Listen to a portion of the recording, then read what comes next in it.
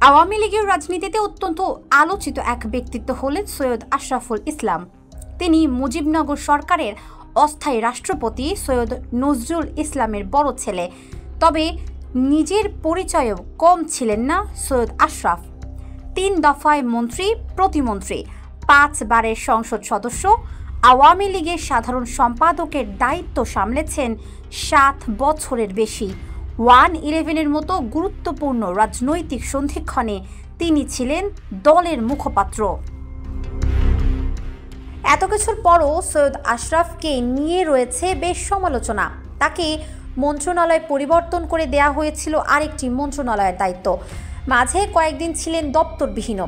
একসময় দলের সাধারণ সম্পাদক থেকে সরিয়ে দেওয়া হয় তাকে। স্বাভাবিকভাবেই প্রশ্ন রয়েছে, সৈয়দ আশরাফ কেন ধীরে ধীরে গুরুত্বহীন হয়ে পড়েছিলেন? কেন তিনি নিয়মিত অফিস করতেন না?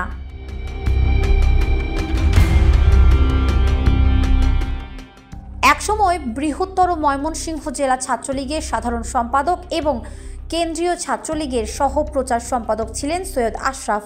প্রবাস থেকে 1996 সালে দেশে ফিরে আবারও রাজনীতিতে সক্রিয় তিনি।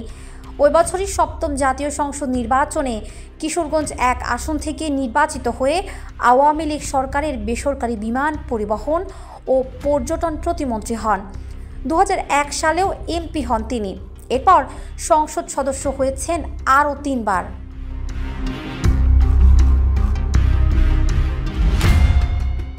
ওয়ান-11-এর সময় দলের মুখপাত্র হিসেবে প্রথম ব্যাপক আলোচনায় আসেন সৈয়দ আশরাফ। পরে 2009 সাল থেকে 2016 সাল পর্যন্ত সাধারণ সম্পাদক ছিলেন তিনি। সৈয়দ আশরাফ প্রথম পূর্ণাঙ্গ মন্ত্রী হন 2009 সালে আওয়ামী লীগ সরকার ক্ষমতায় আসার পর। দায়িত্ব পান স্থানীয় সরকার, পল্লী উন্নয়ন ও সমবায় মন্ত্রণালয়ের।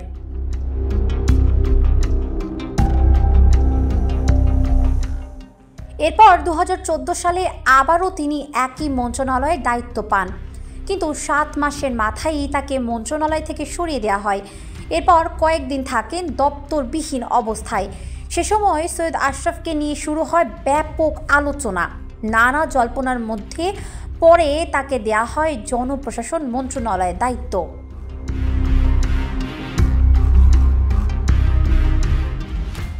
অনেকেই সৈয়দ আশরাফকে দেখেন সৎ ও ব্যক্তিত্ববান রাজনীতিবিদ হিসাবে, কিন্তু তাকে নিয়ে বিড়ম্বনাও কম ছিল না। তিনি ছিলেন সাধারণ মানুষের নাগালের বাইরে, এমনকি সাংবাদিকরাও খুঁজে পেতেন না তাকে। সৈয়দ আশরাফ একাধারে যেমন ছিলেন দলের সাধারণ সম্পাদক, পাশাপাশি স্থানীয় সরকারের মতো গুরুত্বপূর্ণ দপ্তর, কিন্তু তাকে কখনোই নিয়মিত অফিস করতে দেখা যেত না। প্রায় থাকতেন অনুপস্থিত, এমনকি দলীয় অনেক কর্মকাণ্ডেও তাকে পাওয়া দুষ্কর ব্যাপার হয়ে উঠত। বিশেষ করে সন্ধ্যার পর তাকে আর পাওয়াই যেত না।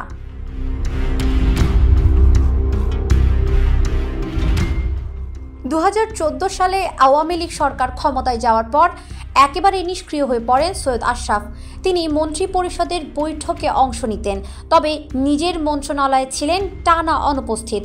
সে সময়ে ওই ঘটনা বাংলাদেশে ইতিহাসে বিরল বলে সংশ্লিষ্টরা মনে করেন।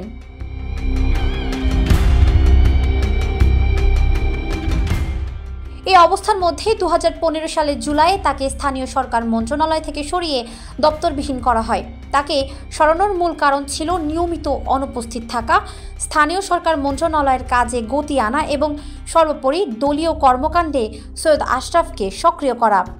এরপর থেকে দলীয় কর্মকাণ্ডে ধীরে ধীরে আরও নিষ্ক্রিয় হতে থাকেন সৈয়দ আশরাফুল ইসলাম।